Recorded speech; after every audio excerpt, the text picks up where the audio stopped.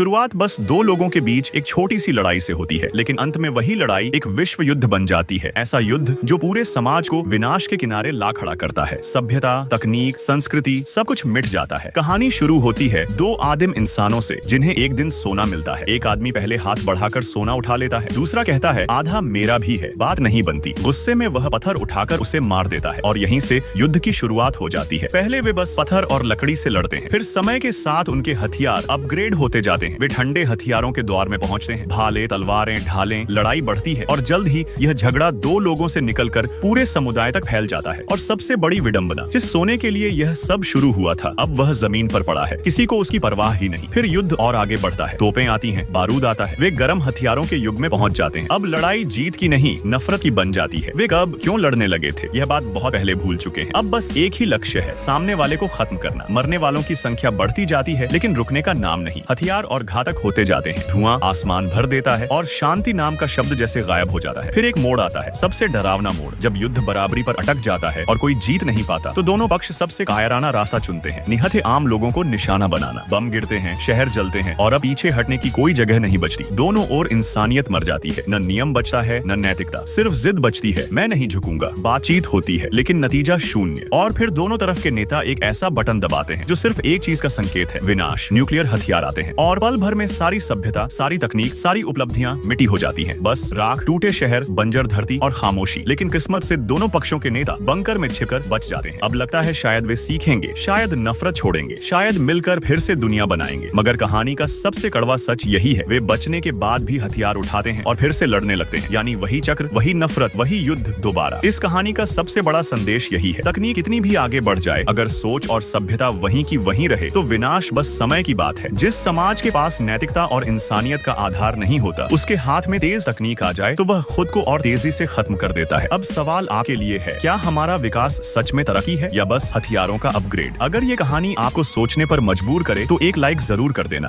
ऐसे ही और वीडियो देखने के लिए हमारे चैनल को सब्सक्राइब करना न भूलें। धन्यवाद।